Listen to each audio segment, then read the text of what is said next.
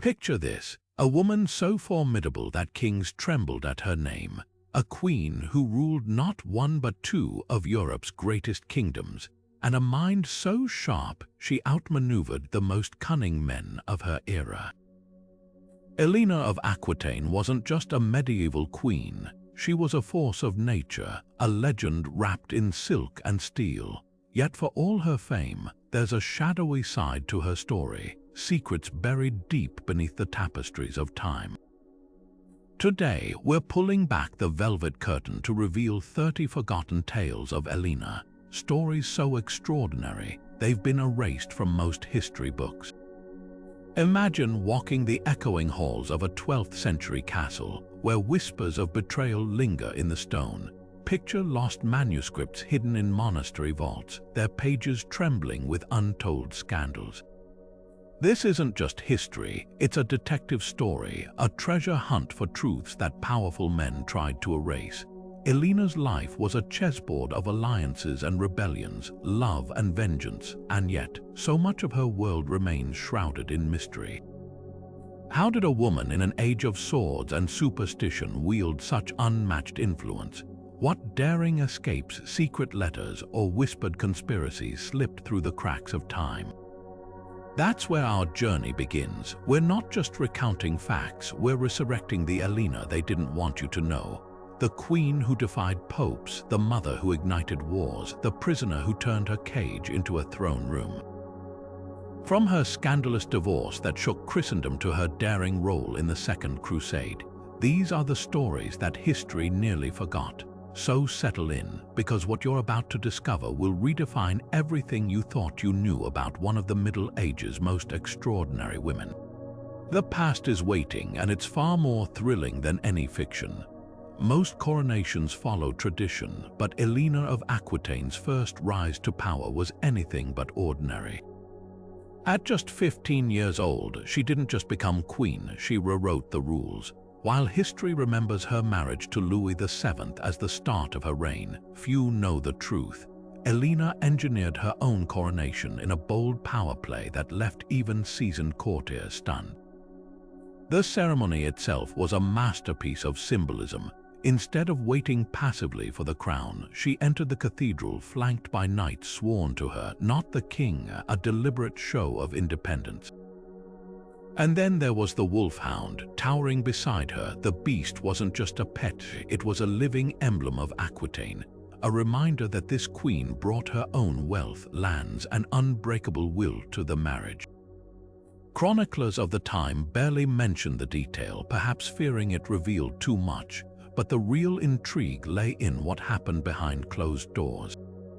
Weeks before the coronation, Eleanor had secretly summoned troubadours to spread songs praising her lineage, framing herself as the heir of legendary rulers. She ensured her vassals packed the crowd, their cheers drowning out any dissent, and most daring of all, she chose the location not Paris but Bourges, a city with deep ties to her ancestors. Every detail whispered the same message. This wasn't just Louis's kingdom anymore. The church seethed at her audacity, but they couldn't stop her. By the time the crown touched her head, Eleanor had already won. She'd proven that even as a teenager, she understood power better than kings twice her age. And that wolfhound, it would follow her for years, a silent witness to the reign she built, one defiant step at a time. The court of Eleanor of Aquitaine was alive with music, a place where troubadours spun verses as sharp as swords. But one voice vanished without a trace: Bernard de Ventadorn, her favorite musician, whose songs were said to stir even the coldest hearts. Then one night he simply disappeared. No farewell, no final ballad, just silence. The whispers began almost immediately. Had he dared to cross a line, composing a song so scandalous it sealed his fate? Some claimed his lyrics hinted at a forbidden intimacy with the queen, a dangerous gamble in a world where royal reputations were guarded like treasure. Others said he fled to a monastery, trading his lute for a monk's robes after realizing the peril of his own words. But the darkest theories spoke of a knife in the shadows, a quiet removal ordered by those who couldn't risk his ballads unraveling secrets. The strangest clue, a single line from his last known work, recovered decades later in a crumbling manuscript. Love is the wound that never heals, sung by the voice that must be silenced. Was it a lover's lament or a prophecy? Eleanor herself never spoke of him again, an uncharacteristic silence for a queen who celebrated art. Yet years later, travelers claimed to hear his melodies in remote abbeys, sung by a hooded figure who vanished when questioned. Whether martyr, fugitive, or ghost, Bernard's fate became a cautionary tale. In Eleanor's world, even the most beautiful songs could be deadly, and some truths were too dangerous to set to music. The banquet hall should have been a place of celebration, gilded goblets raised in toast, tables groaning with roasted meats and spiced wine. Instead, Eleanor of Aquitaine's first wedding feast became a scene of horror. On that sweltering July night in 1137, as musicians played and nobles laughed, death slipped in unnoticed. By dawn, dozens lay gasping on the floor, their lips blue, their fingers clawing at throats that would never speak again.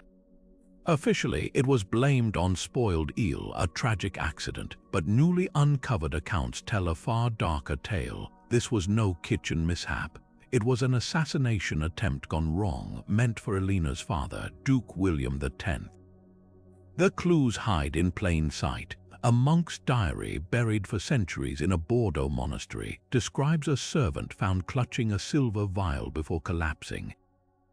Another witness wrote of a visiting lord who left abruptly before the first course, his face ashen. Most damning, the victims weren't random. They were all men who dined near William's seat, their plates arranged to mirror his.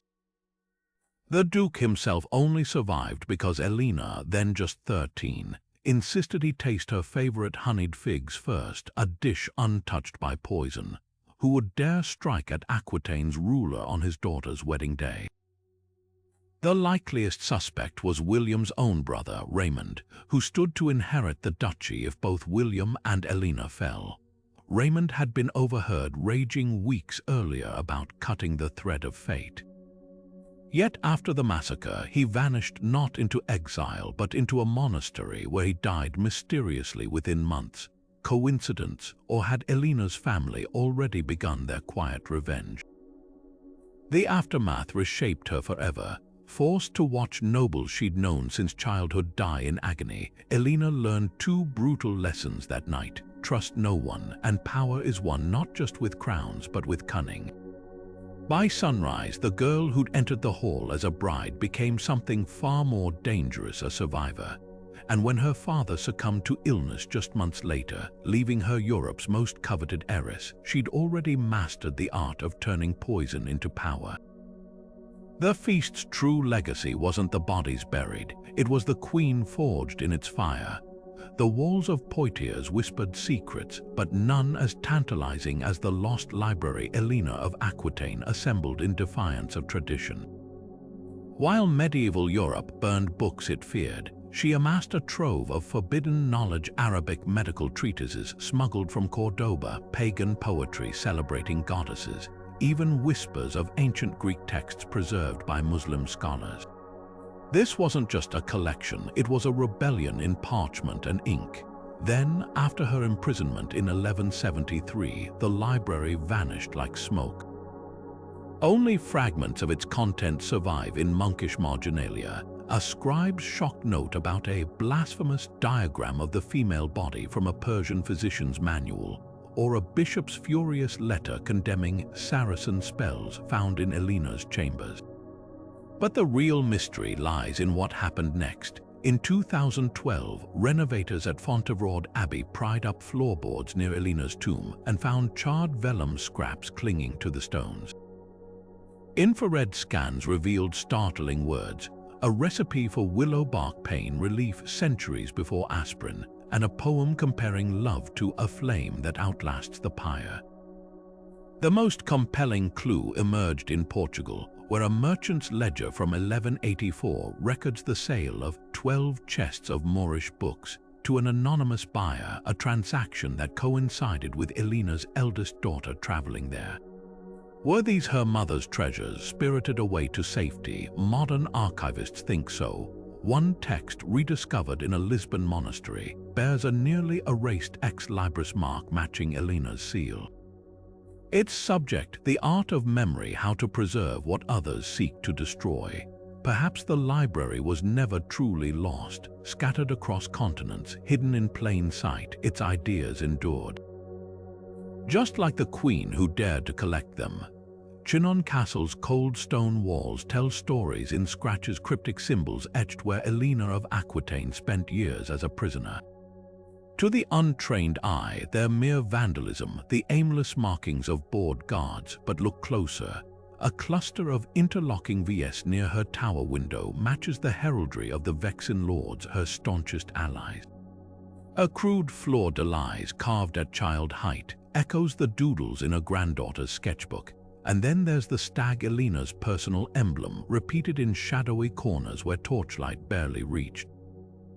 The most tantalizing discovery came in 1998, when restorers found a sequence of Roman numerals hidden beneath centuries of grime. At first dismissed as inventory tallies, they corresponded to dates, the feast days of saints revered in Aquitaine.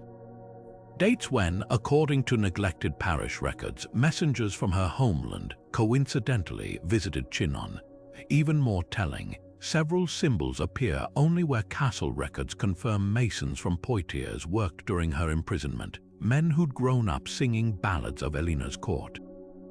One particular etching defies explanation, a labyrinth pattern near the latrine chute, its center containing a tiny, perfect rose. The same design appears on a recovered chess piece from Eleanor's youth, now housed in the Cluny Museum. Was it a signal to conspirators, a smuggler's mark showing where notes could be slipped between stones, or simply the defiant act of a queen reminding herself that even prison walls couldn't contain her legacy? Modern archaeologists use spectral imaging to uncover layers of these carvings, revealing how they evolved over time. Early marks are hesitant, shallow. Later ones grow deeper, more intricate, as if Eleanor's invisible network grew stronger with each passing year. The most chilling revelation, several symbols were deliberately defaced after her release, not by erosion but with deliberate chisel strikes. Someone feared what these stones might say, and perhaps they were right to. Because hidden in plain sight, Chinon's walls may hold the truth of how history's most famous prisoner never truly stopped ruling. Death rumors spread like wildfire in the Middle Ages, but Eleanor of Aquitaine's staged demise in 1199 was no accident. It was a masterstroke of political theater. With Richard the Lionheart imprisoned in Germany and her rebellious son John circling like a vulture, Eleanor knew her vulnerability could collapse the shaky peace she'd built. So she let the whispers take flight. The queen was dead. Grief-struck servants packed the halls of Fontevraud Abbey with black drapes, while a veiled figure was laid atop a bier just long enough for visiting nobles to glimpse it before the crypt doors sealed. The response was instantaneous. Mourners flooded in from Aquitaine, but conspicuously absent were John's closest allies. Here's where the genius lies. By faking her death, Eleanor turned her court into a live map of loyalty. Those who rushed to pay respects revealed themselves as true supporters. Those who stayed away, or worse, immediately began dividing her lands, marked themselves as traitors. Chroniclers of the time recorded sudden arrests of several barons just days later, their muttered plans for rebellion now exposed. But the most damning evidence came from Normandy, where John himself ordered tapestries stripped from Eleanor's chambers before the funeral even concluded. His haste betrayed him and gave his mother exactly what she needed, proof of his intent to seize power prematurely. The ruse lasted just 48 hours. When Eleanor dramatically reappeared at a mass in Poitiers, clad in the same gown she'd died in, the message was clear. She'd forced her enemies to show their hands while giving herself legal justification to strip their titles. As for John, his humiliation was so complete that within weeks he was forced to sign a humiliating pledge of loyalty on a parchment bearing Eleanor's personal seal. pressed deliberately over the wax where his own insignia had once been. Historians long dismissed this episode as mere gossip until 2017, when archivists uncovered a faded letter from Eleanor's chaplain referencing Our Lady's Resurrection play. The wording was precise, not a lie but a play, a performance with purpose, because in chess sometimes you must sacrifice a pawn to checkmate a king. And Eleanor had just proven she could outmaneuver death itself. The roads to Santiago de Compostela teemed with pilgrims, beggars, merchants, and penitents shuffling toward the sacred shrine. None noticed the hunched woman in coarse wool, her face hidden beneath a hood, her hands rough with dirt rubbed deliberately into the skin. Eleanor of Aquitaine had shed her jewels for a pilgrim's staff and her crown for a cloak of burlap. This wasn't devotion, it was desperation. With Henry II tightening his grip on her lands and rumors swirling of her son's brewing rebellion, she needed answers no courtier could provide. The journey itself was an act of defiance. Queens didn't travel incognito, especially not through bandit-infested valleys where a single slip could mean death.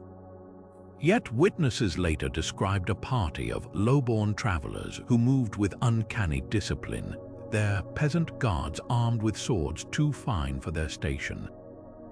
One chronicle from Leon mentions a woman who paused at every roadside shrine not to pray, but to study the carvings of biblical queens, her fingers tracing their crowns like a map.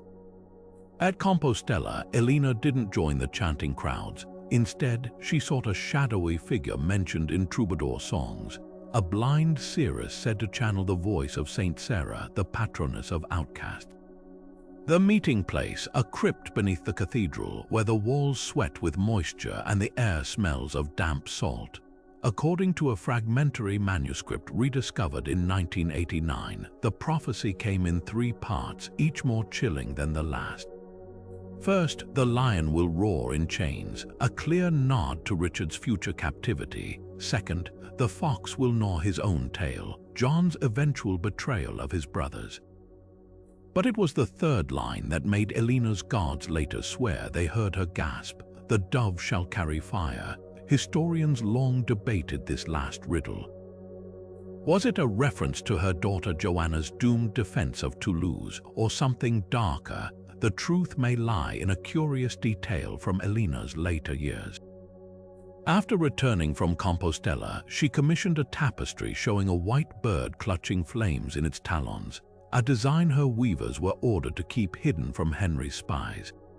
The tapestry vanished during her imprisonment, but a scrap surfaced in 2003, its thread still stubbornly bright after 8 centuries. What did Eleanor believe she'd heard in that crypt? Perhaps the answer lies in what she did next. Within months, she began quietly diverting funds to Richard's campaigns while distancing herself from John. She also started wearing a plain silver ring, no gemstones, just an engraved dove in flight, a pilgrim's token or a queen's silent vow to shape the future the prophecy foretold. Either way, the woman who rode back to Poitiers wasn't the same one who'd left. She'd traded anonymity for something far more dangerous: certainty. The church forbade trade with the Muslim world, but Eleanor of Aquitaine's wardrobe told a different story, one woven in Damascus silks and perfumed with spices that couldn't be found anywhere in Christendom. While priests railed against Saracen luxuries, her account books, rediscovered in a dusty Bordeaux archive in 2009, revealed payments to mysterious merchants of the sea for bolts of cloth so fine they were said to vanish when crumpled in one's fist.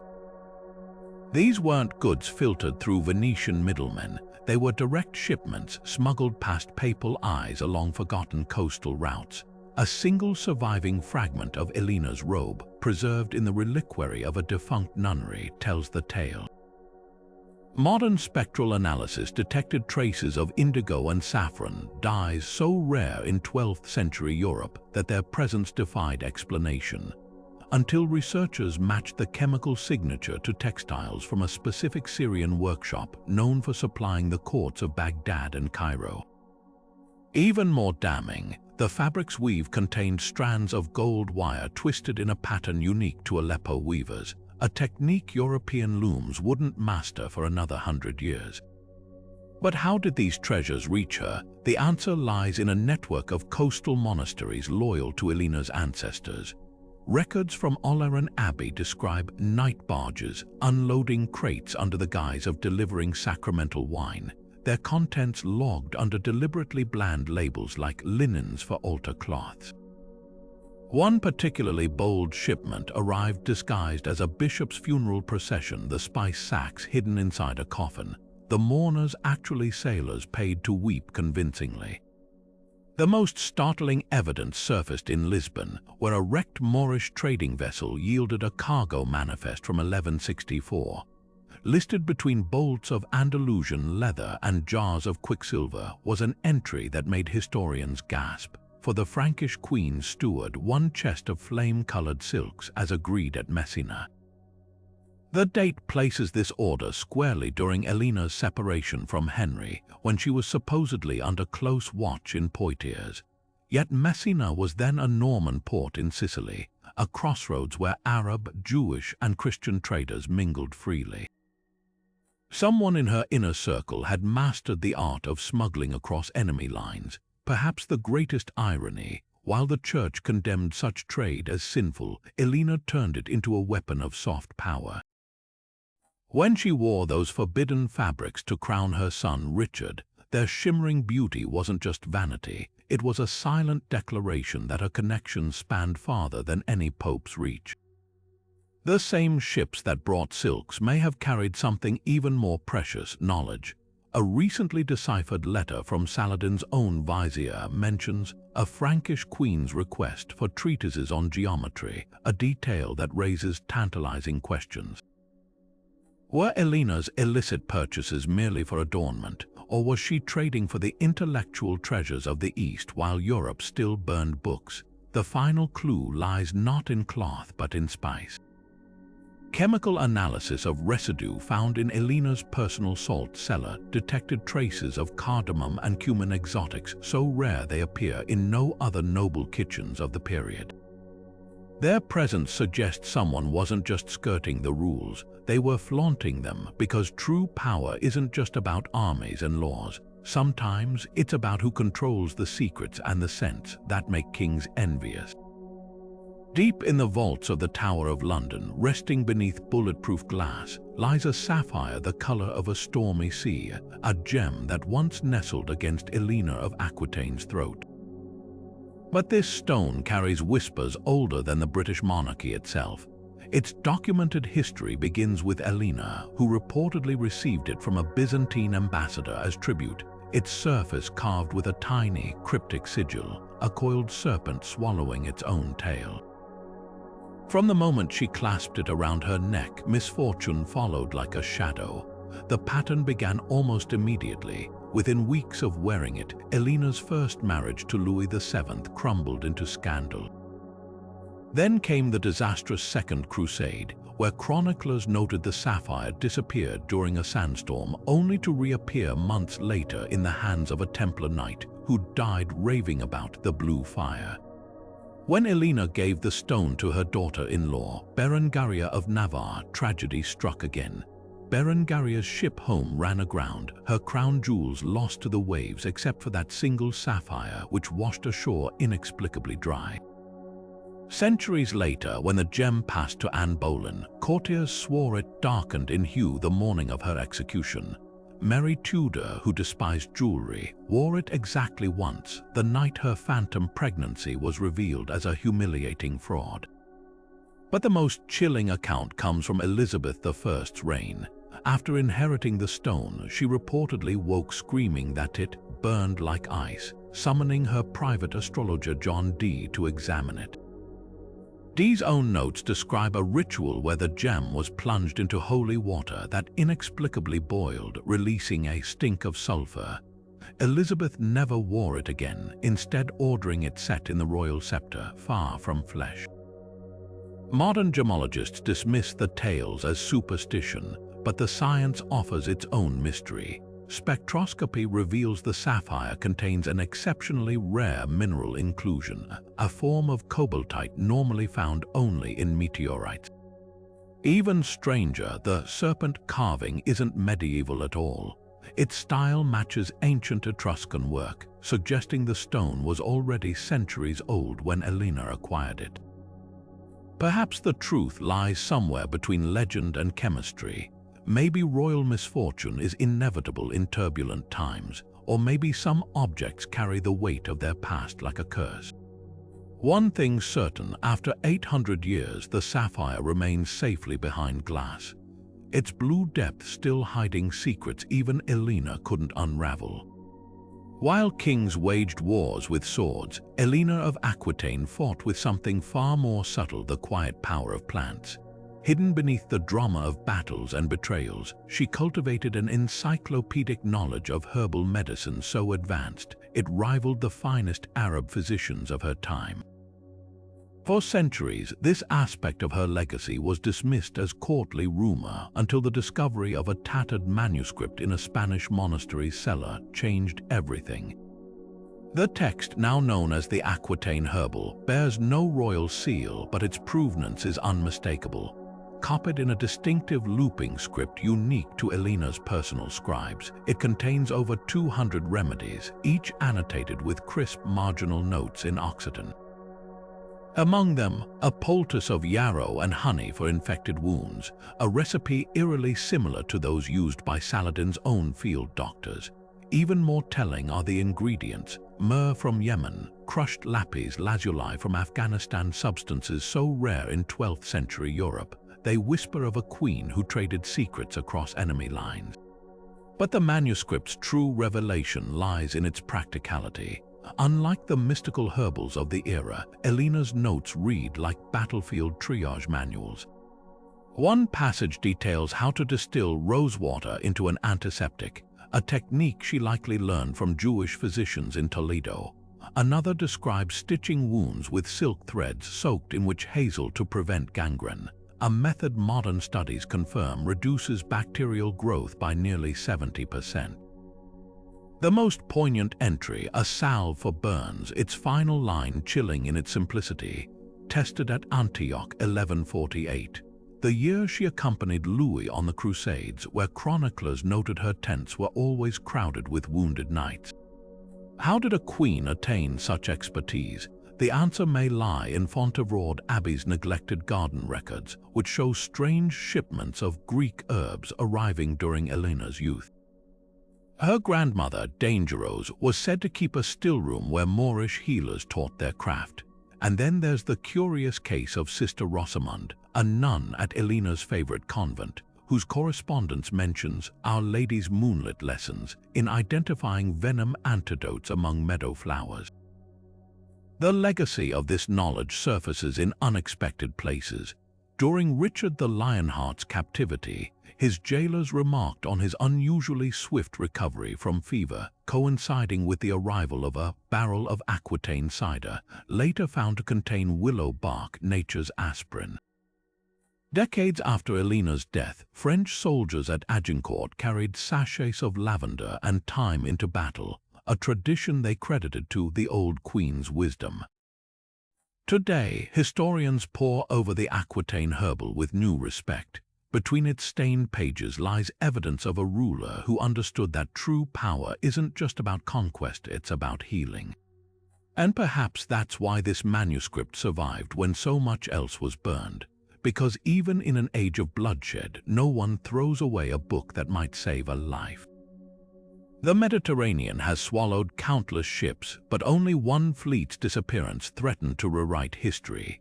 In 1161, Eleanor of Aquitaine dispatched 12 vessels to Constantinople, their holds crammed with Aquitaine's finest wines, Limoges enamelwork, and according to a Templar spy's letter, a single chest of white gold, likely raw silk from her secret trade networks.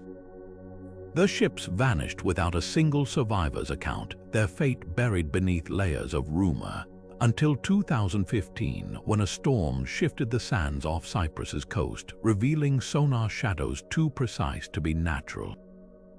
Divers found the first wreck resting upright, its oak timbers petrified but intact. Byzantine coins stamped with Emperor Manuel's face confirmed the era, while the cargo told a stranger tale. Among shattered amphorae lay bundles of parchment so well preserved their wax seals still bore Eleanor's insignia, documents meant for Byzantine eyes only. But the real shock came when marine archaeologists spotted the ship's figurehead. Not the expected Christian cross, but a gilded mermaid clutching a spindle and distaff, symbols of the mythical Melusine, Eleanor's legendary ancestor. This wasn't just a trade mission, it was a deliberate statement of Aquitaine's matrilineal power, sent straight to an empire that revered virgin saints.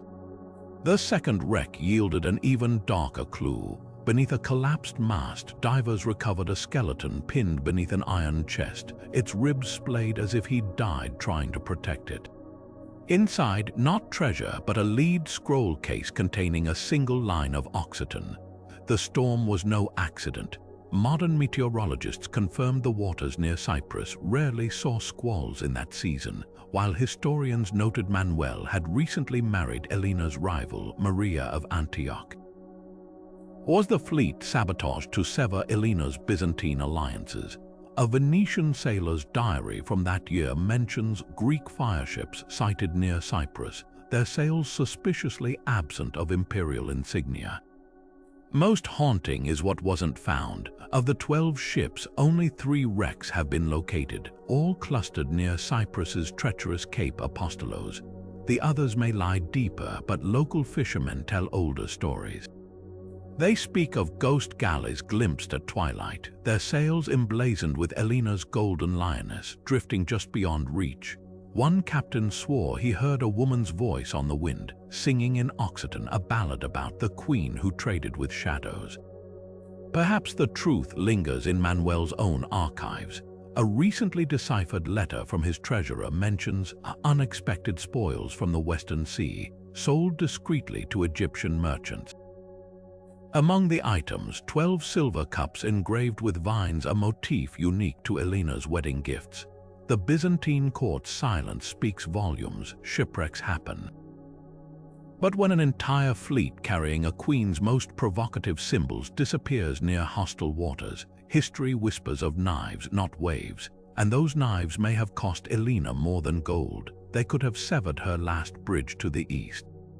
The fire should have erased everything. A scrap of vellum charred at the edges and blackened with centuries of soot doesn't usually offer answers until spectral imaging peeled back the layers of time.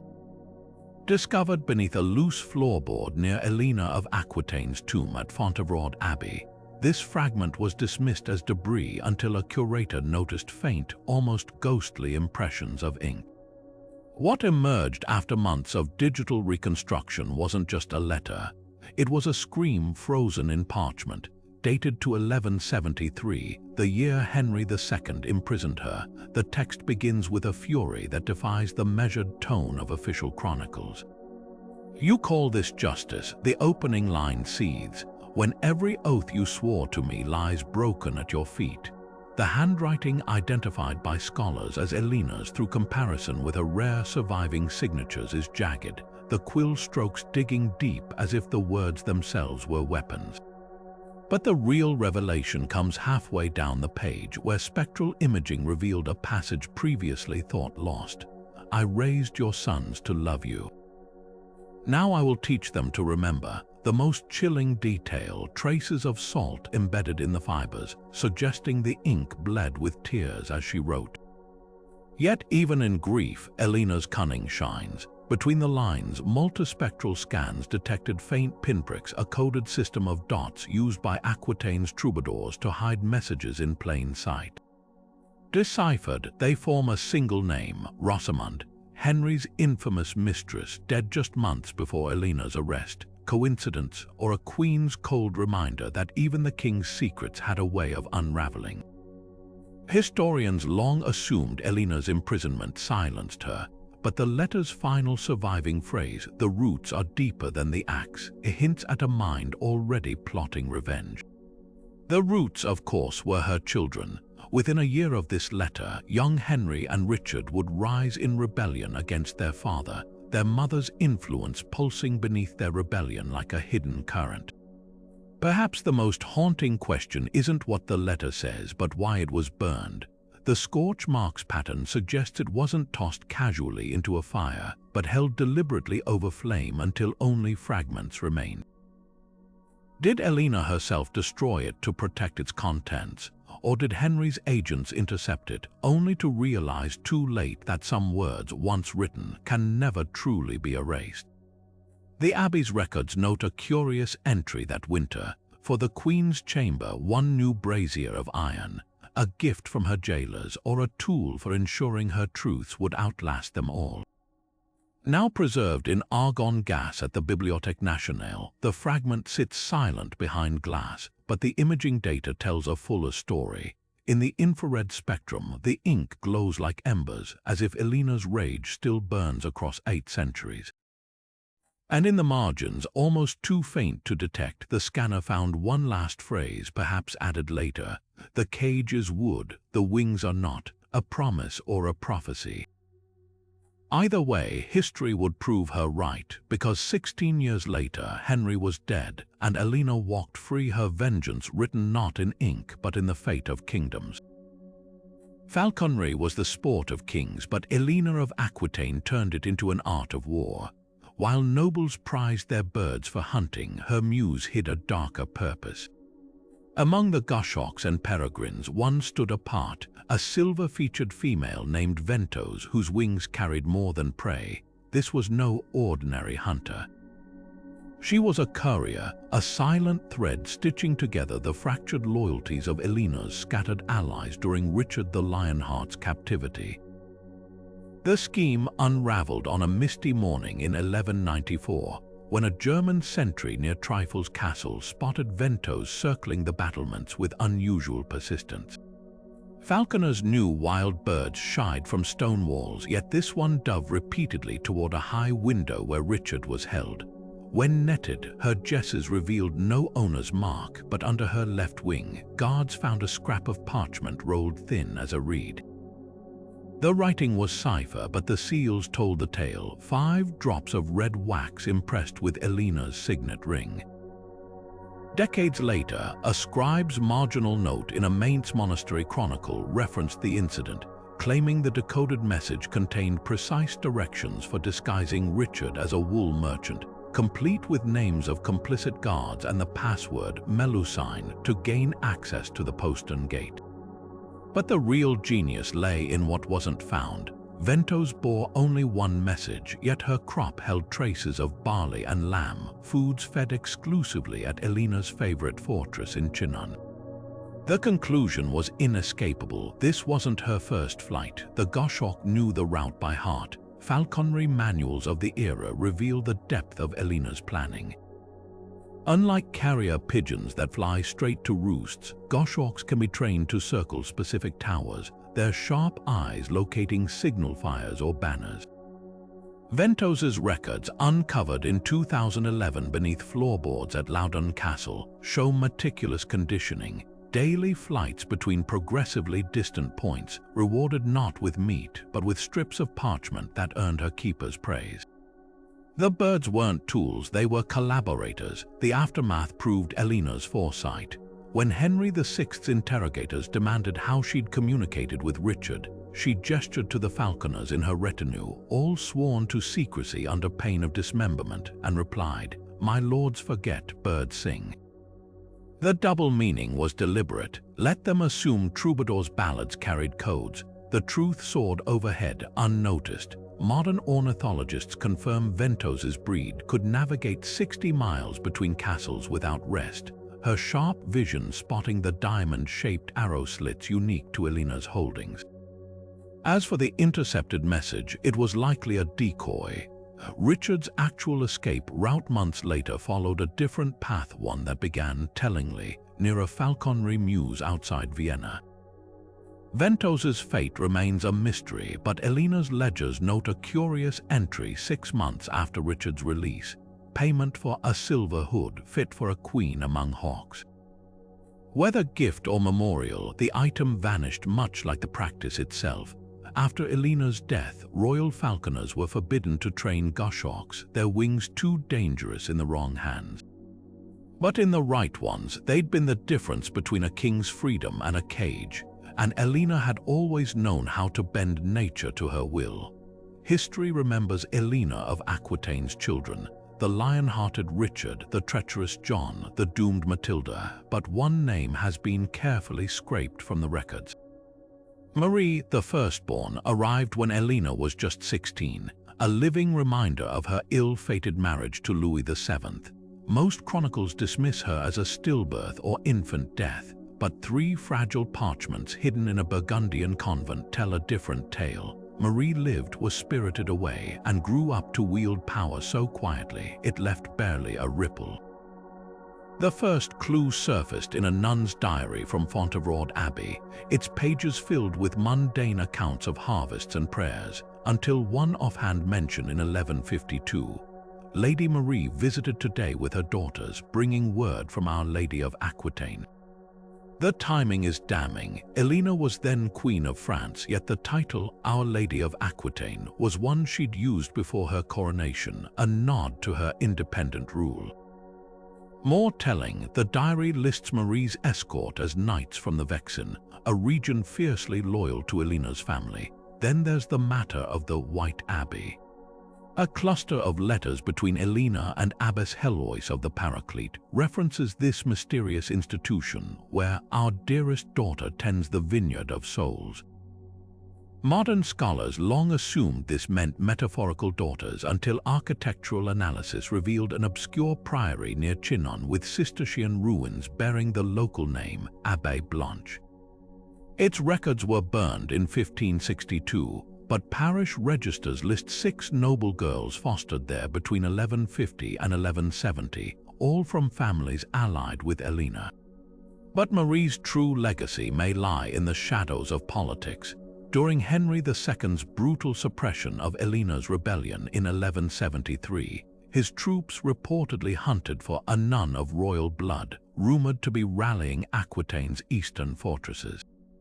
The same year, the White Abbey received a sudden shipment of silver chalices from Toulouse, Eleanor's longtime rival.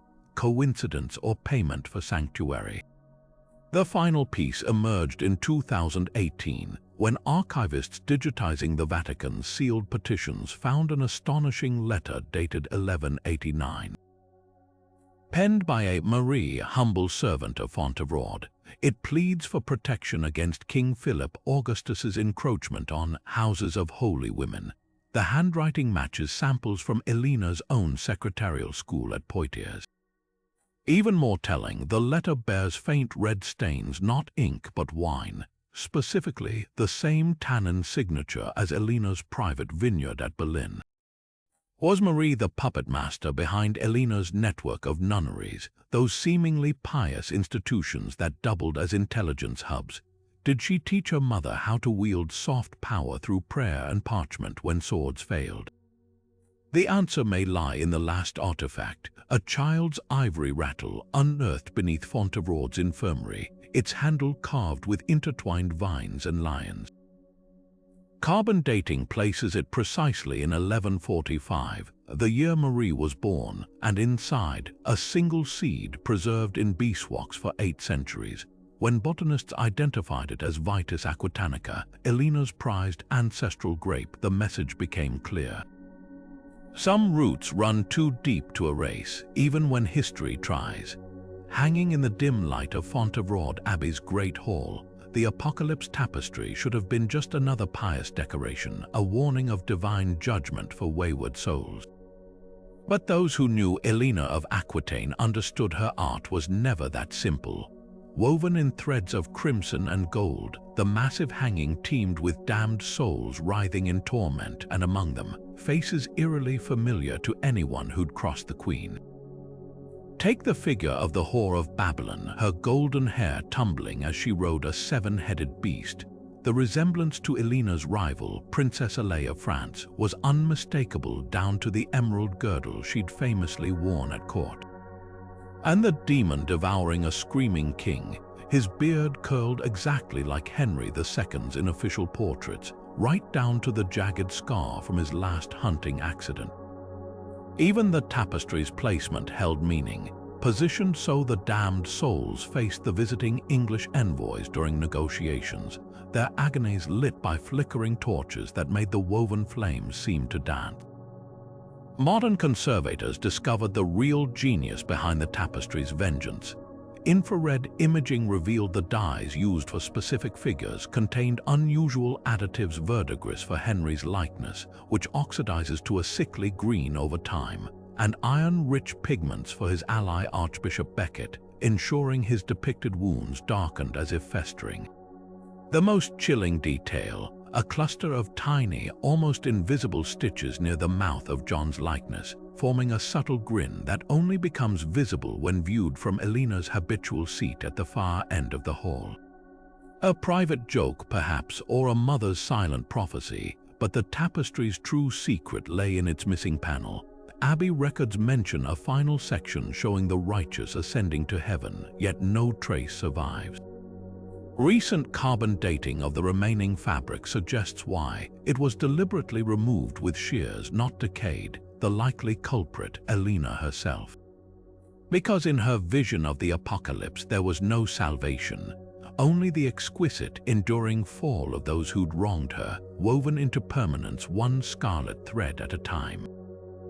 The royal treasury was nearly empty, drained by war and betrayal, but Eleanor of Aquitaine's ledgers held a curious anomaly. Between payments for armor and grain, one name surfaces again and again: Maimon the alchemist, a Jewish scholar whose fees were logged under the innocuous label metal purification. At first glance, it seems mundane until you notice the dates.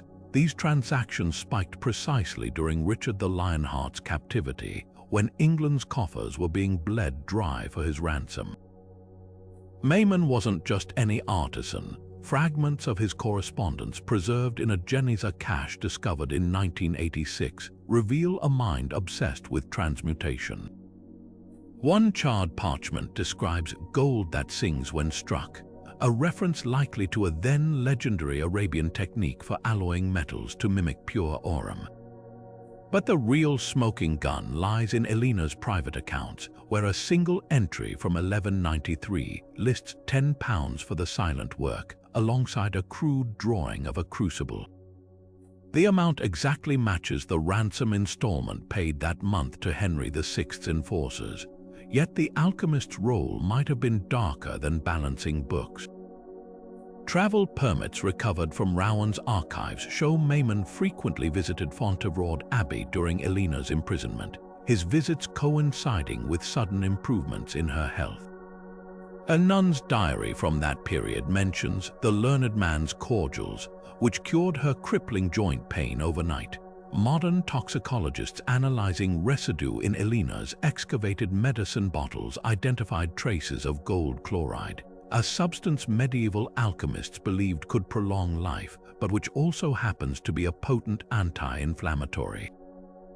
The most tantalizing clue emerged in 2014, when a manuscript auctioned in Paris turned out to be Maimon's personal codex. Buried between recipes for counterfeit gems was a single page in Occitan, its ink visible only under UV light. The text outlines a process called the borrowing, a financial metaphor for something far more unsettling. It describes distilling metal fumes to create a vapor that loosens tongues, a substance historians now recognize as early mercury-based truth serum. Was Eleanor funding espionage alongside alchemy? Maimon's ultimate fate deepens the mystery. After Richard's release, the payments stop abruptly.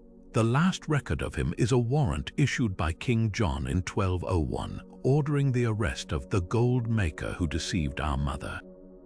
But no trial was ever logged, perhaps because, as a recently uncovered ship manifest from La Rochelle suggests, someone paid a captain double to carry a scholar and his books to Alexandria under cover of night.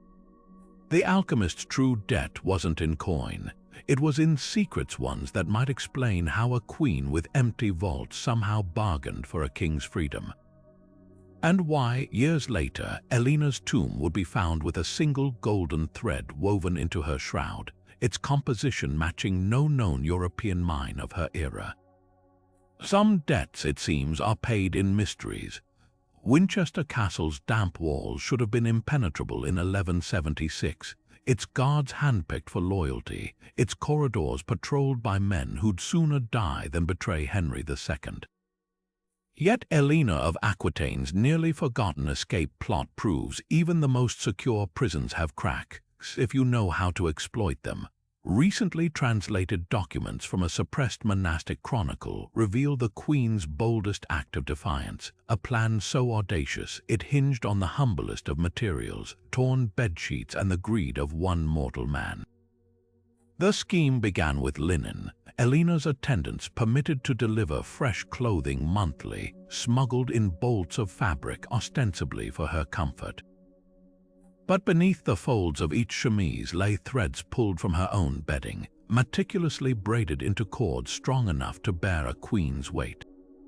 The castle's laundress, a woman named Alex recorded only as the Breton, soaked the fibers in lye to toughen them, then wove them into ropes disguised as sewing projects. For 6 months, Eleanor's chambers doubled as a workshop, her ladies plaiting strands under pretense of embroidery while guards glanced away, deceived by the sheer domesticity of the scene. But rope alone couldn't conquer Winchester's 60-foot walls. That required a far more dangerous tool, a turnkey named Godric, whose gambling debts made him susceptible to the promise of Aquitaine gold. A scribbled note hidden inside a psalter, discovered in 2018 between the pages of a Salisbury Cathedral manuscript, details the bribe. For the North Postern Gate, 30 silver marks upon delivery. The sum was staggering, equivalent to a knight's annual income. Yet the real stroke of genius lay in the payment method. Rather than coin, Eleanor offered something far harder to trace, a signed warrant for lands in Poitiers, redeemable only after her release. The escape was set for the feast of Saint Swithin, when revelry would mask suspicious noises. Eleanor would descend from her tower using the hidden rope, meet Godric at the postern, and ride for the coast where a waiting ship bore the codename Melusine. But history records no triumphant flight. Instead, the chronicle breaks off mid-sentence, its final folio torn away, until spectral imaging revealed the reason. A terrified laundress had confessed after finding a half-woven rope beneath Eleanor's mattress. Henry's response was swift. Godric vanished from records, likely hanged, while the Queen was transferred to the even grimmer confines of Old Sarum. Yet the aftermath hints at how close she'd come. Henry ordered all linen in Eleanor's chambers replaced with wool, a fabric too coarse to braid into ropes. He also instituted humiliating new searches of noblewomen's sewing baskets, a rule that sparked protests from bishops' wives. Most telling, a later inventory of Winchester's armory noted 12 missing grappling hooks, their disappearance coinciding with the failed escape. Someone had planned for more than one fugitive. The fragmentary chronicle ends with a line that chills. Though the body was recaptured, the mind remained at large. Because Eleanor didn't stop plotting after Winchester, she simply learned to work through others. Within a year, her sons rose in rebellion, their campaign maps bearing annotations in a familiar, razor-sharp hand. The Queen might not have escaped the tower that night, but her will had already slipped its chains. The forests of Brittany were thick with mist the night Eleanor of Aquitaine sought the woman they called the Black Swan. Not a swan at all, but a seeress whose skin was said to bear the mark of a raven's wing. Her prophecies whispered to unspool like dark thread through generations. The meeting itself was never recorded in court chronicles, only hinted at in a troubadour's ballad rediscovered in 1984. Its verses describing a queen who walked where the oaks bent double to hear a fate woven in blood and fire. What passed between them would linger like a shadow over Eleanor's descendants for centuries. The prophecy's exact words are lost, but fragments survive in the marginalia of a Cistercian manuscript from Clairvaux Abbey. A monk's shaky hand recounts how the seer foretold a daughter, born of no man's line, who would wear armor of light and make kings kneel in the mud. At the time, Eleanor laughed, or so the scribe claims. After all, she'd already borne Louis and Henry's sons. What need had she for omens of girls? Yet within months of this encounter, she quietly altered the crest of Aquitaine, adding a single black swan beneath the golden lioness. A joke her courtiers assumed, but swans don't flock to Aquitaine's rivers. The timing raises eerie questions. Soon after the prophecy, Eleanor began funneling gold to Fontevraud Abbey, specifically to expand its scriptorium for female scribes. Records show she commissioned copies of ancient texts on warrior queens, Boudica, Artemisia, even the legendary Scathach of Celtic myth. Was she preparing for something? The most chilling detail emerges in a letter from her granddaughter Blanche of Castile, written decades later. "Grandmother told me the swan flies only when the lion sleeps." Blanche would go on to rule France as regent, her strength echoing Eleanor's own. Centuries later, the threads converged in an unexpected place. When Joan of Arc stood trial in 1431, the prosecutor's notes mention an odd interrogation line. "Do you know why the maid's banner bore a white swan?" Joan, famously illiterate, couldn't have known the answer, but hidden in the archives of Poitiers, where Joan was first examined, lies a crumbling parchment with Eleanor's seal. Its contents, a genealogy tracing her bloodline to the very village where Joan was born. Coincidence, perhaps? Yet the day Joan rode into Orleans, witnesses reported a black swan circling the battlefield before vanishing into the sun. The prophecy's true power may lie in what it reveals about Eleanor herself. Unlike kings who hoarded gold, she collected future seeds of possibility planted in convents, ballads, and the minds of her descendants. Whether Joan's rise was divine intervention or the culmination of a queen's centuries-long game of chess, one truth remains: Eleanor didn't just heed the black swan's words. She made certain they'd outlive her. Coins were more than currency in Eleanor's world. They were propaganda, tiny metal canvases broadcasting messages to every peasant, merchant, and noble who handled them. While Henry II obsessed over controlling the royal mints, Eleanor's territories quietly struck their own coins, each one a miniature act of rebellion. The most infamous, the so-called Lion Denier, minted in Poitiers during the height of her sons' revolt against their father. At first glance it appeared standard, a crowned figure on one side, the cross of Aquitaine on the other. But tilt it just so, and the light reveals the true masterpiece, a lion's jaws clamped around the neck of a smaller beast, its spots unmistakably leonine. Henry's heraldic symbol was the leopard. The message couldn't have been clearer: Richard would devour his father. The genius lay in the deniability. The design was subtle enough to pass casual inspection, yet glaringly obvious to those who knew how to look. Contemporary chroniclers noted how Henry's tax collectors in Aquitaine suddenly faced stacks of these coins, often pressed into their palms by smirking tavern keepers, or offered as humble tribute by vassals who clearly meant the opposite. When furious royal agents demanded the dies be destroyed, the Poitevin mintmaster produced flawless documentation showing the image was merely a generic lion, a common Aquitaine symbol. After all, hadn't Eleanor's ancestors used lions in their crests for generations? But the lion denier was just the tip of the iceberg. Recent metallurgical analysis has uncovered even bolder stunts. Some coins bore Eleanor's name encircling Henry's portrait, a deliberate subversion of the usual hierarchy where the king's title dominated. Others showed birds pecking at a crown or vines strangling a scepter. The most audacious appeared in 1174, when die cutters in La Rochelle minted a batch of coins with Henry's face slightly deformed, one eye larger than the other, a detail mimicking the real-life asymmetry caused by his childhood bout of Bell's palsy. To the illiterate masses, it was just a poorly struck coin. To those in the know, it was a whispered joke at the king's expense. The backlash was swift but futile.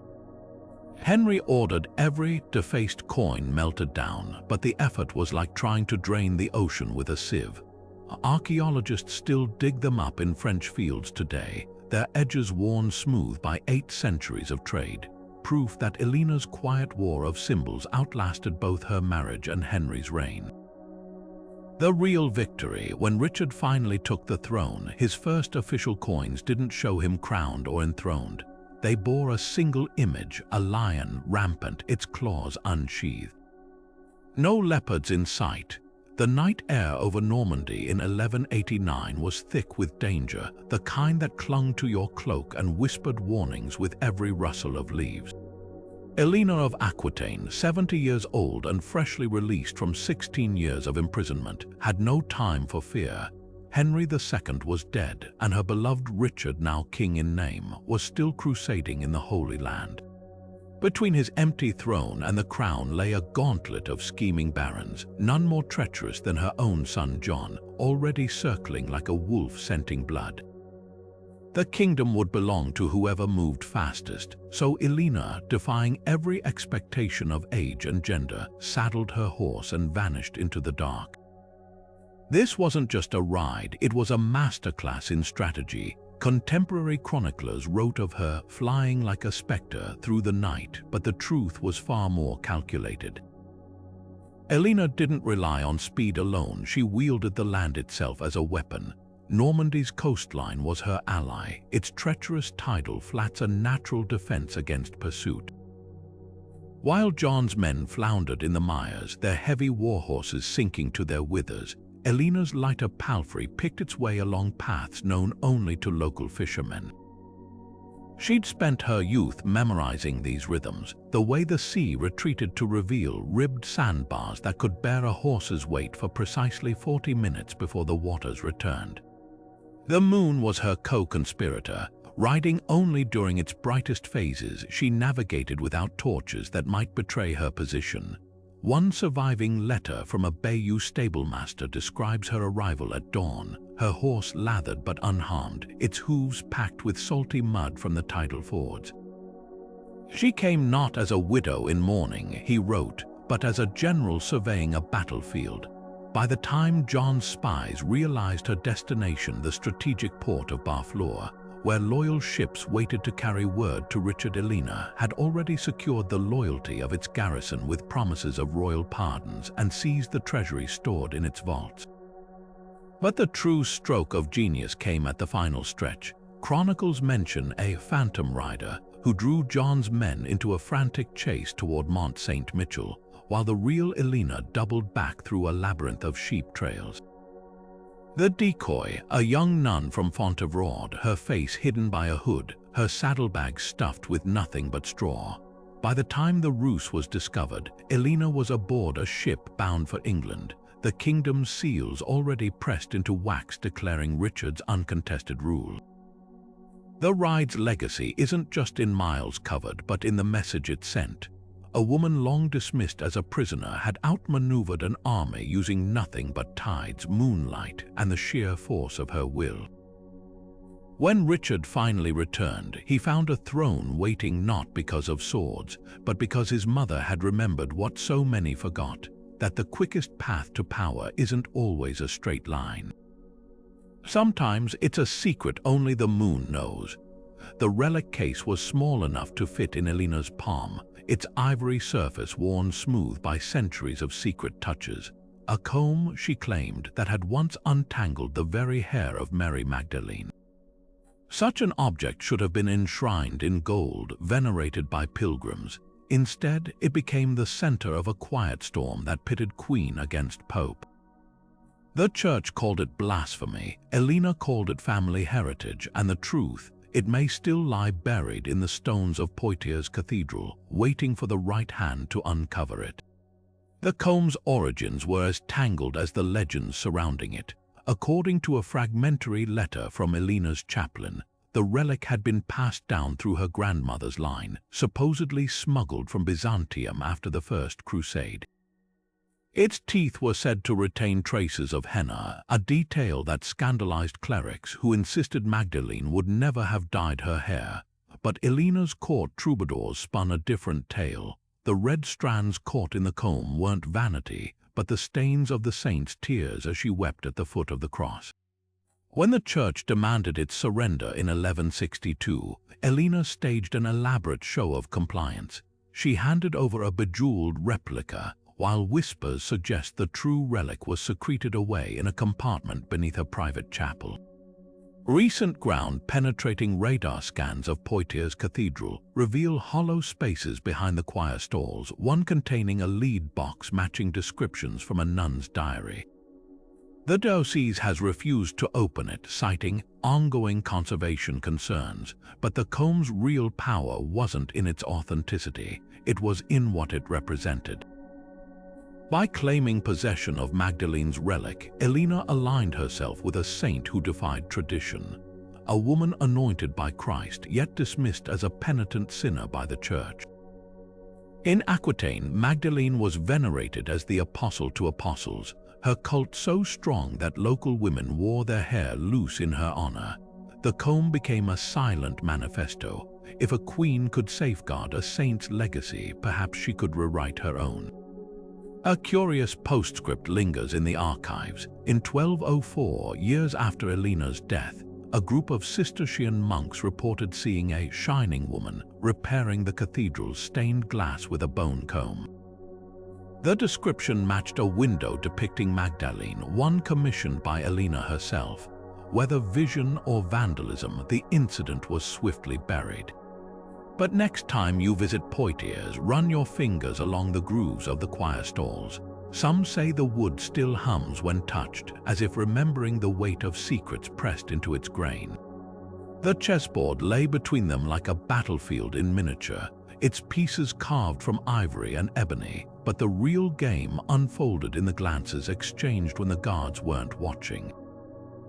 Court records from 1174 reveal a curious detail.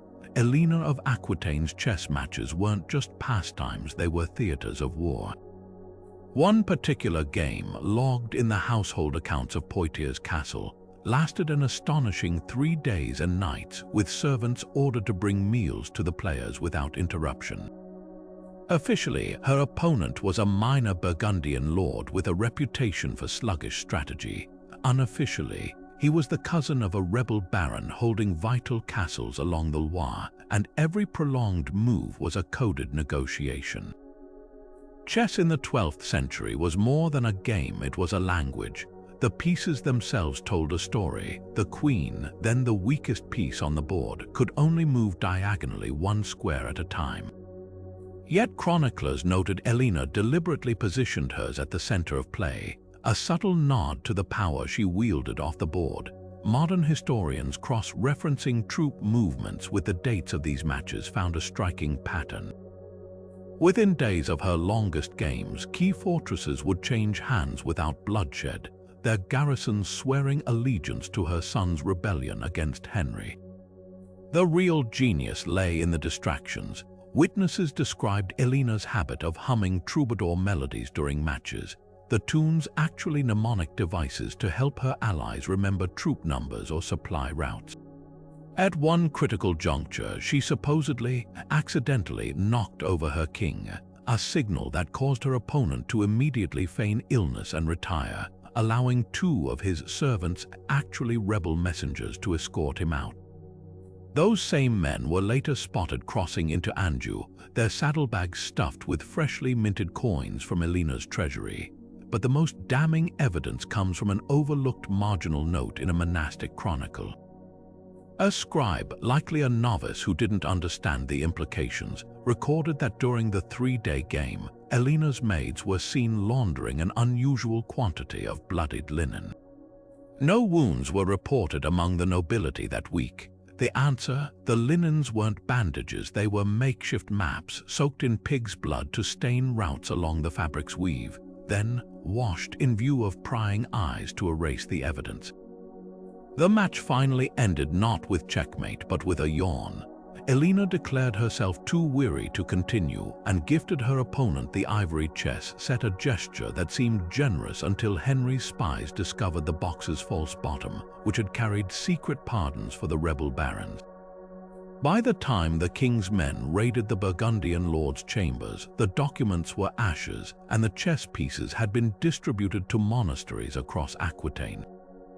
Each one, when examined centuries later, bore tiny notches on the base, tally marks counting the days until Henry's downfall. Perhaps the greatest testament to Eleanor's strategy isn't in the records but in the silence that followed. After her imprisonment, Henry banned chess at court entirely, calling it the devil's distraction. Yet in the margins of his own treasury rolls, clerks continued to mark certain payments with tiny sketched pawns and knights, a stubborn inside joke among bureaucrats who knew the truth. The queen might have been captive, but her gambit lived on, because in the end, Eleanor didn't just play chess. She rewrote the rules. At Fontevraud Abbey, where whispers clung to the stone like ivy, one woman's silence spoke volumes. Sister Clemence had taken a vow so absolute that even her footsteps were said to make no sound, yet the parchment stacked in her cell told a different story. For decades, historians dismissed her as just another pious recluse. Then, in 1989, a conservator noticed the odd stains on her prayer book's margins, not ink but pinpricks. Tiny, deliberate holes forming patterns that matched no known embroidery. The truth, they were words, a coded chronicle of Eleanor's most dangerous secrets, stitched into the very fabric of scripture. The system was devastatingly simple. By holding pages to the light, the pinpricks aligned with specific letters in the adjacent psalms, a cipher only someone with Eleanor's education in troubadour poetry could decode. One reconstructed passage reads like a dagger to the heart of history. The king thinks her tamed. He does not see the letters she stitches into her daughter's hems. This wasn't mere observation. It was proof Eleanor had maintained clandestine correspondence even during her imprisonment, her messages hidden in the embroidery sent to her daughters at foreign courts. But why entrust such dangerous knowledge to a silent nun? The answer lies in Clemence's past. Buried in Fontevraud's obituary records is a single line about her origins, of Poitevin blood, kinswoman to the Duchess. Not just any Duchess, Eleanor's own mother. The abbess had placed Eleanor's cousin in the one role where she'd never be questioned, the woman everyone assumed had nothing to say.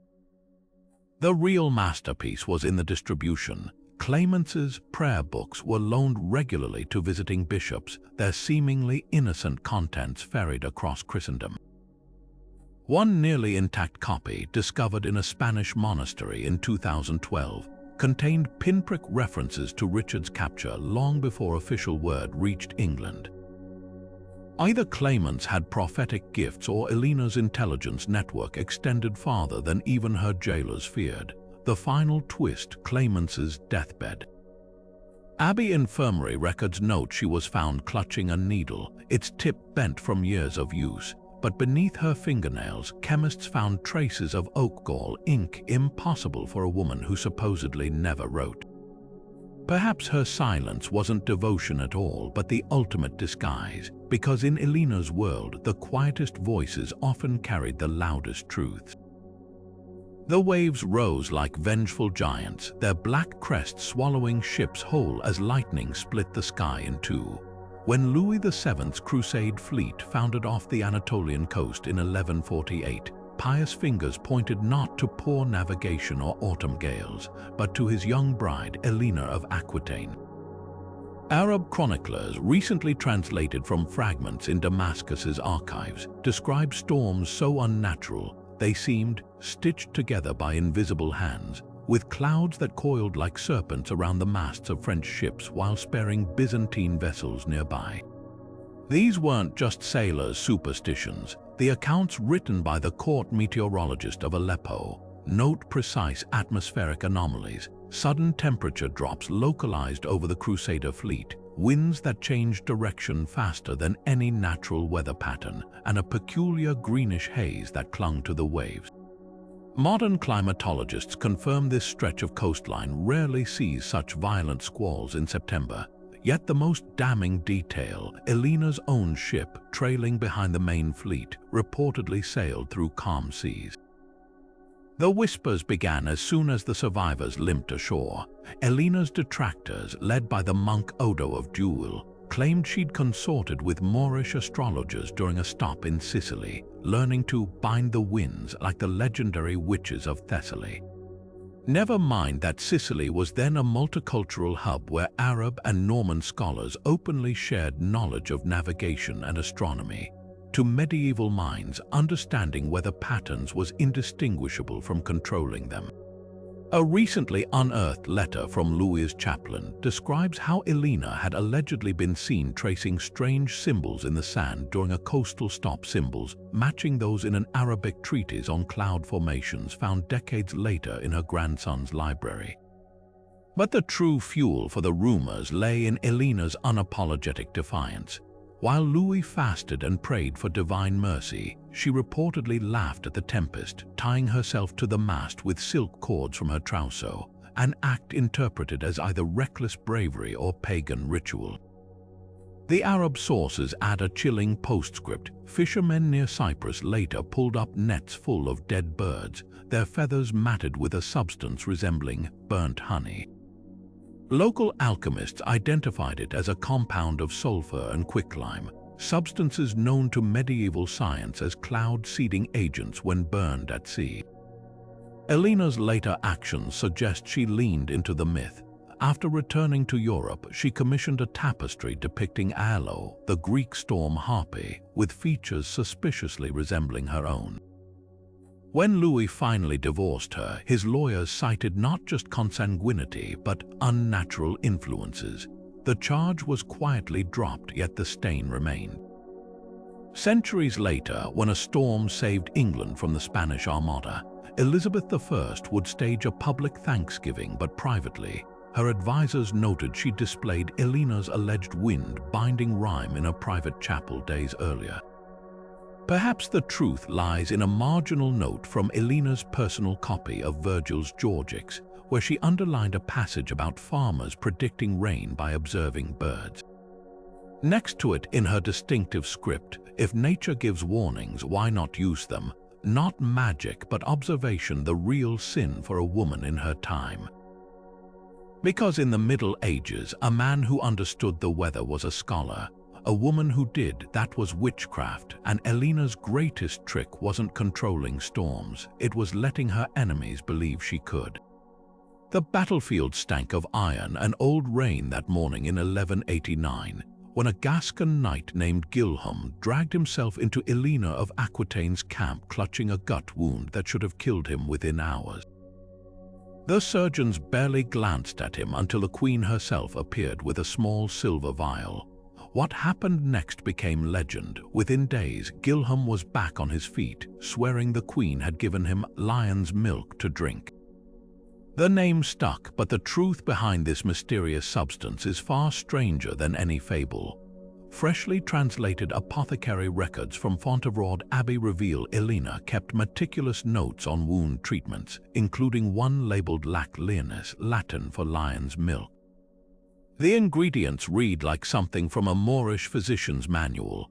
Honey from Sardinian wildflowers known for their antiseptic properties, crushed garlic, a natural antibiotic documented in ancient Egyptian medicine, and most intriguingly, a resin called sarcocolla, imported from Persia and used by Arab surgeons to seal wounds. Mixed with wine, it formed a thick, milky paste, hence the name. But the real secret lay in the preparation. Eleanor's scribbles mention aging the mixture in sunlight for 40 days, a process modern chemists confirm would activate allicin in the garlic, boosting its antimicrobial effects. Why lion's milk? The answer's etched in symbolism. Lions were Richard the Lionheart's emblem, and Eleanor's accounts show she began stockpiling these ingredients precisely when he embarked on his crusade. It wasn't just medicine, it was propaganda. Wounded soldiers given the treatment were told they'd been fortified with the king's own strength. The placebo effect, paired with genuine scientific innovation, created astonishing results. A recently uncovered Templar field report notes that Gascon troops treated with Eleanor's concoction showed a 70% faster recovery rate than those given standard remedies. Yet skeptics persisted. A Cistercian monk's diary from 1192 describes his horror at finding Saracen physic in an Aquitaine baggage train, accusing Eleanor of trafficking with infidels. But the queen turned even this criticism into advantage. When rumors spread that lion's milk contained actual lion's blood, a substance Arab alchemists prized for its vital heat, she didn't deny it. Instead, her troubadours sang of Richard's mythical kinship with the beasts of the Holy Land, blurring the line between medicine and myth. The most revealing clue surfaced in 2017, when archaeologists excavating a Crusader outpost near Acre found a shattered vial still sticky with residue.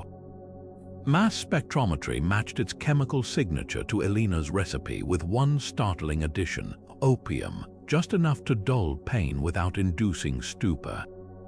This wasn't folk medicine, it was precision pharmacology, centuries ahead of its time. Perhaps the greatest proof of lion's milk's power lies in who sought it.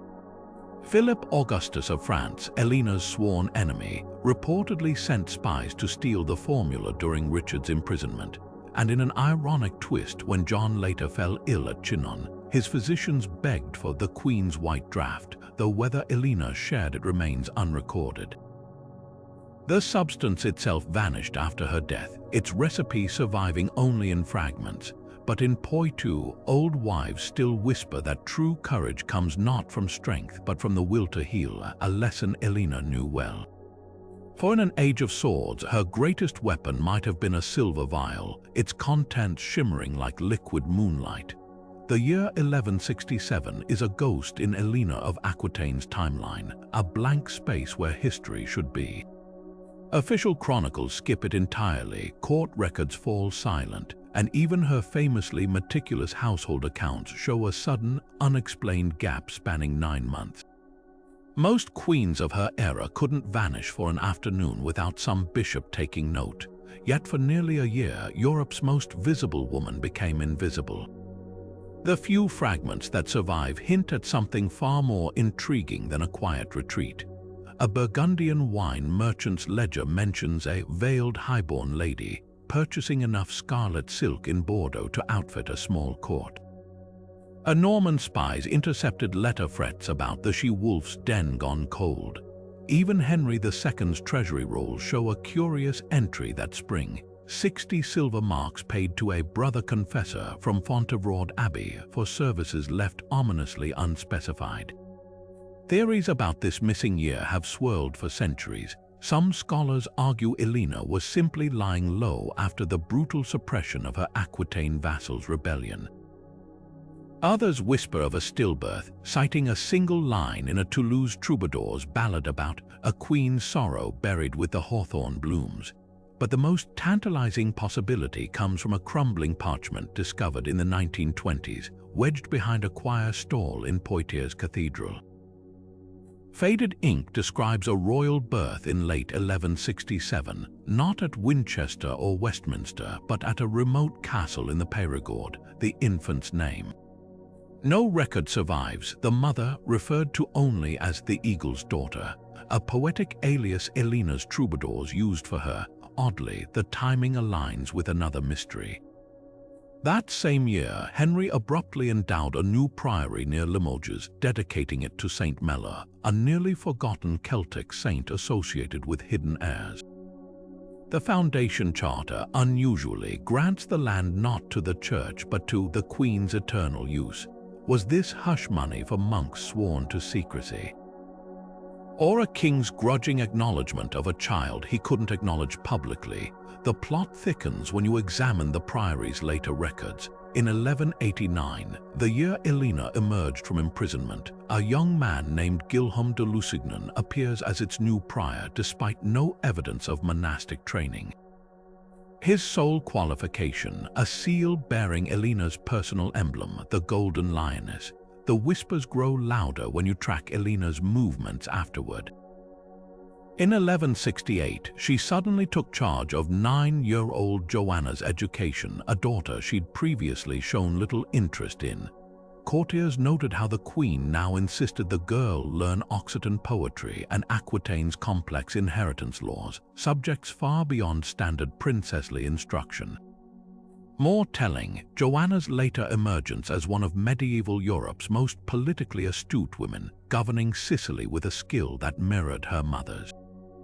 Was Eleanor preparing a spare heir, just in case Henry disinherited her favorite son Richard, or had 1167 given her another pawn one history has yet to find? Perhaps the answer lies in the shadows of Fontevraud's cloisters.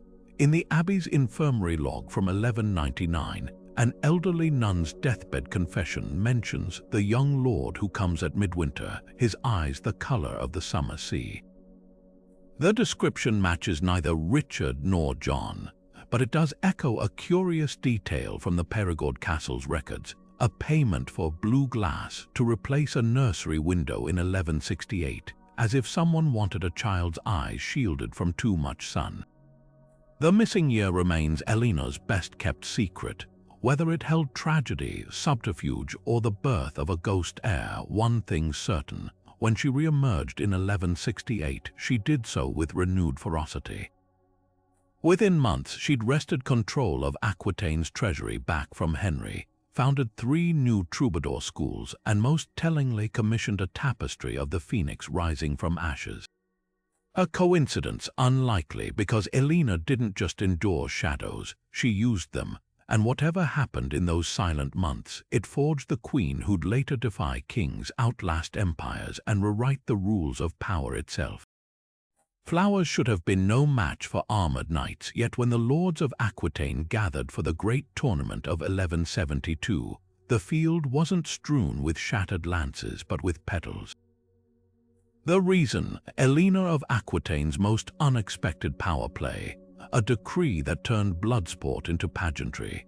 What began as a crisis, 2 rival houses' seconds from charging each other with steel, became a legacy that redefined medieval chivalry.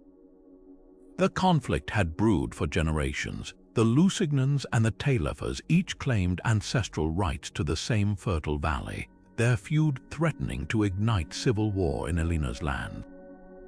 When their champions arrived at Poitiers for the tournament, tensions boiled over. Chroniclers describe the moment a Lusignan knight spat on the Taillefer banner, his gauntlet clattering to the dust in challenge. By custom, the next dawn would see corpses on the field, but Eleanor, watching from her balcony, saw something no one else did, an opportunity hidden in the rules of courtesy. That night, she summoned both houses to her chambers, not for mediation, but for a performance. Troubadours sang of legendary lovers torn apart by grudges, while maidens wove garlands of late-blooming roses. Then Eleanor made her move. Holding up a single blossom, she proposed an alternative. Let your champions prove their worth not by spilling blood, but by honoring it. The rules were simple. Knights would ride at each other as usual, but instead of lances, they'd wield flowers. Victory would go to whoever could place their bloom precisely in the opponent's helm crest, a test of skill far more exacting than brute force. The next morning, the crowd gasped as the rivals took the field bearing lilies and peonies. What could have been massacre became spectacle. Laughter rang out when a Taillefer's rose bounced off his opponent's visor, scattering petals like pink snow. The climax came when young Robert Lusignan, leaning so far sideways his stirrup snapped, tucked a jonquil into his rival's gorget with the delicacy of a lover. The crowd roared approval, and more importantly, the warring houses embraced, their honor satisfied without graves to dig. But Eleanor's genius lay in the aftermath. She declared the combat of flowers, would become an annual tradition, binding all Aquitaine's knights to its rules. For decades afterward, tournament records show knights practicing floral precision alongside swordsmanship, their squires training with weighted bouquets instead of blunt lances. A fragmentary ledger from 1191 lists payments for 20 gross of damask roses for the lists and 3 barrels of honey to preserve the garlands. Even Richard the Lionheart, no stranger to bloodshed, participated in his mother's ritual, reportedly wearing a chaplet of violets into one mock duel. The tradition's echoes linger in unexpected places.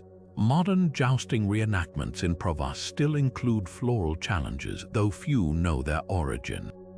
A faded fresco in the Dordogne shows armored figures exchanging blossoms instead of blows, captioned with Eleanor's alleged motto, "Softness disarms where steel cannot."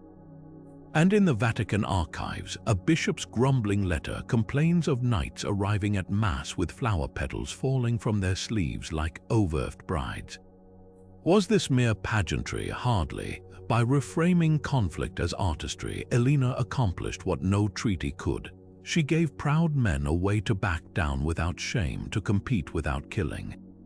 In an age when violence was the default language of nobility, she taught them to speak in petals, and perhaps that's why the custom endured long after her death, because deep down, even the fiercest warrior prefers applause to mourning. Especially when the alternative came from a queen who knew how easily roses could become nooses for those who ignored her will. The workmen restoring the old tower at Chinon Castle in 1843 expected to find dust, perhaps a few mouse nests. Certainly not the small wooden box hidden behind a loosened stone, its contents spilling onto the floor like a nightmare made solid. Inside lay a cluster of wax dolls no taller than a man's hand, each one grotesquely detailed with strands of human hair pressed into their scalps and tiny scraps of fabric stitched into miniature gowns. The real horror came when the foreman turned one over. Its back bore not just pinpricks, but a name scratched into the wax with what might have been a fingernail.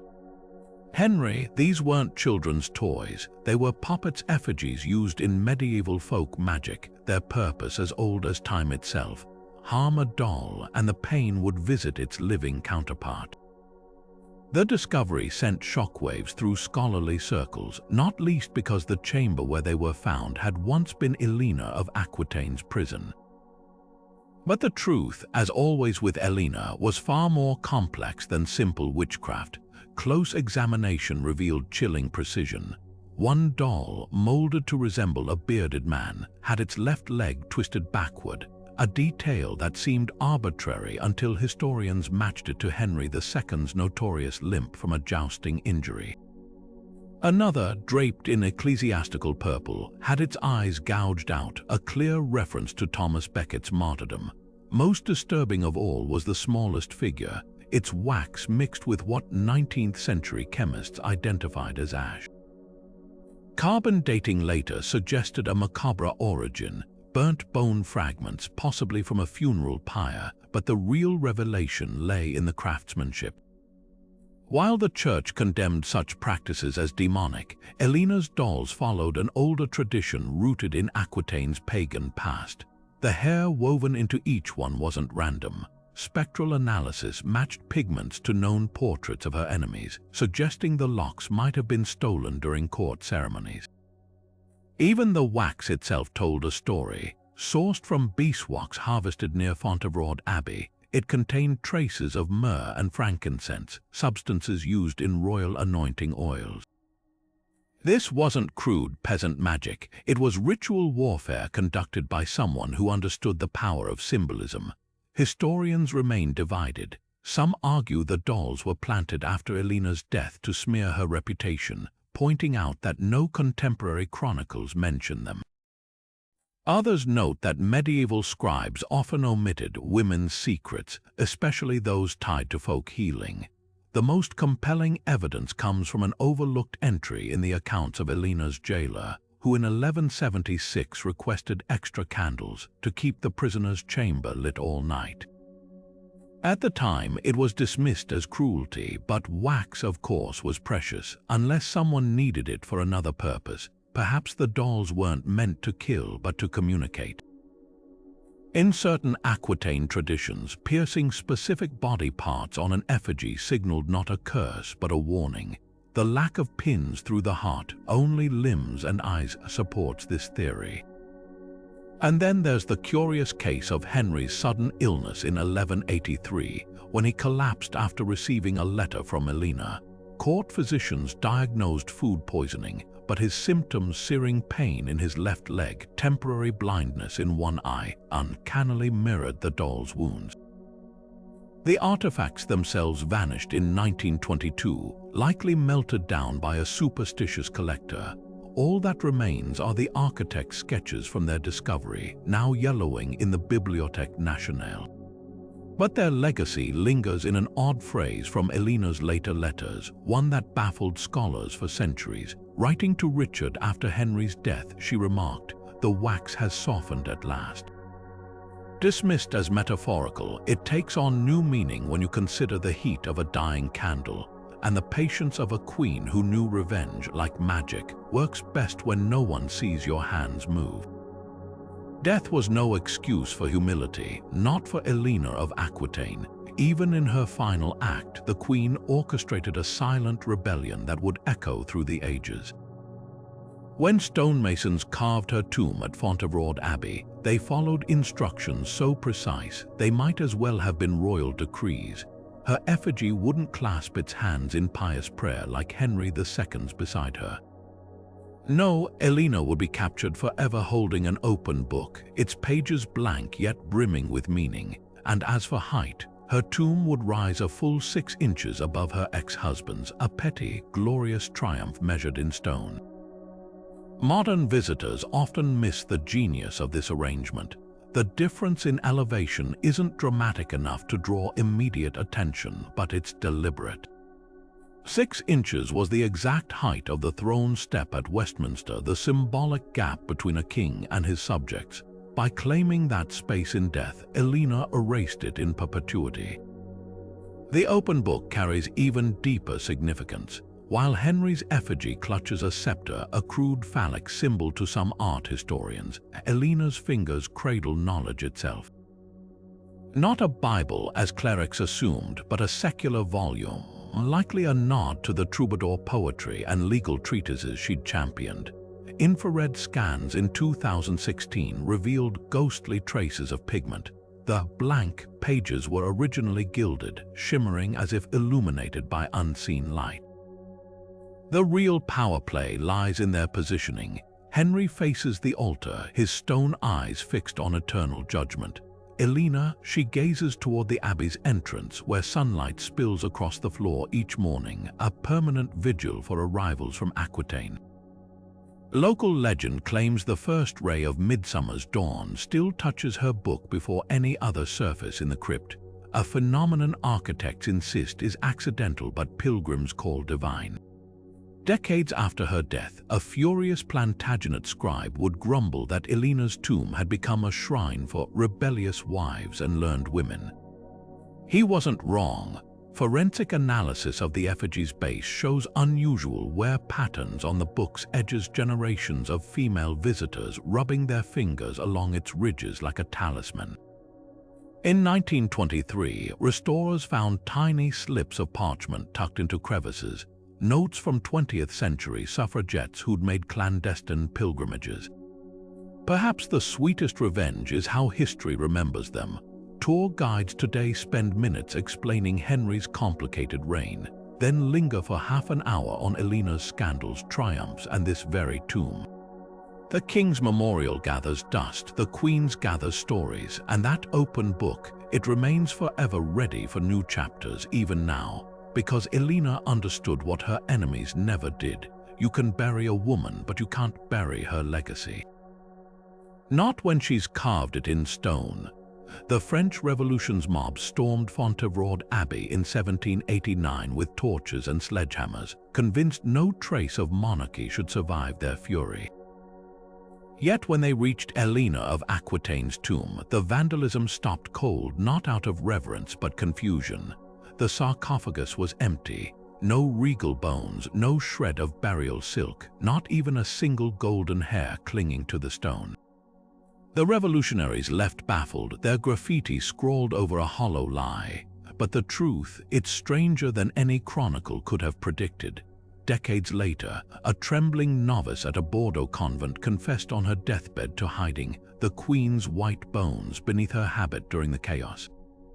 Her account, scribbled in a margin of the convent's ledger, describes wrapping Eleanor's remains in sackcloth and fleeing through the abbey's underground tunnels, the same passageways the Queen had once used to smuggle messages during her imprisonment. The bones were allegedly reburied near the Garonne River, where troubadour ballads claimed Eleanor played as a child. But here's the twist: Bordeaux soil is too acidic to preserve skeletal remains. If she's there, no DNA test will ever prove it. The plot thickens with a macabre detail from a Parisian pawnbroker's records. In 1802, a soldier's widow sold a lady's skull crowned with golden wire to a medical student, an object matching descriptions of Eleanor's distinctive cranial structure from her effigy. The buyer's notes mention filing the teeth down for study, oblivious to their royal pedigree. That skull, if it was hers, likely ended up in a lime pit with other anatomical specimens. Yet rumors persist that the convent story was a ruse. In 1911, laborers digging near Fontevraud's kitchens unearthed a lead casket hidden beneath centuries of wine barrels.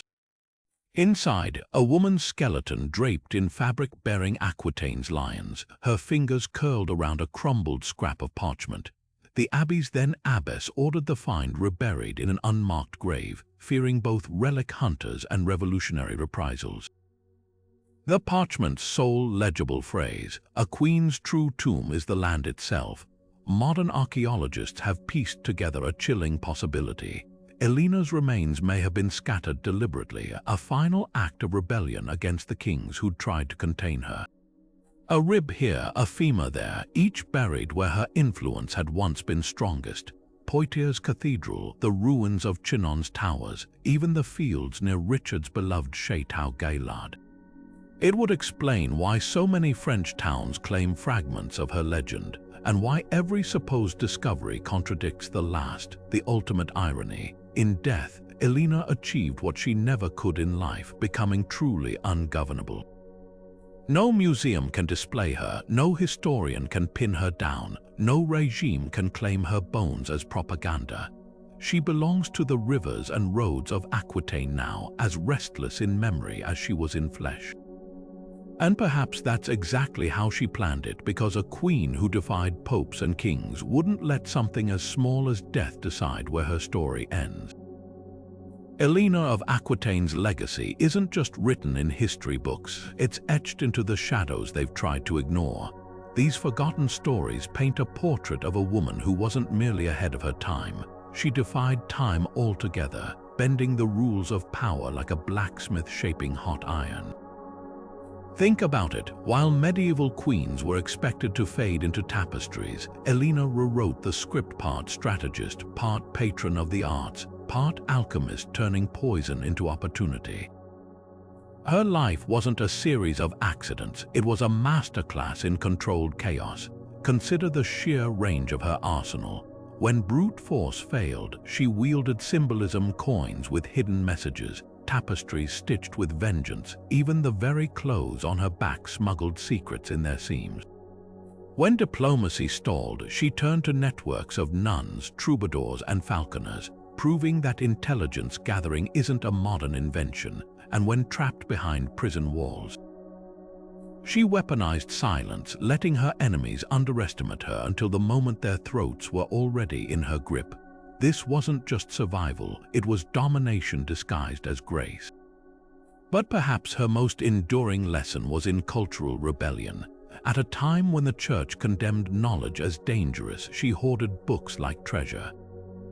While Europe burned bridges with the Muslim world, she traded silk for science, adopting medical breakthroughs that saved lives and won loyalties. Her court wasn't just a political hub. It was a laboratory where poetry could spark revolutions and a well-placed flower could stop a war. She understood that true power doesn't just conquer, it seduces, innovates, and outlasts.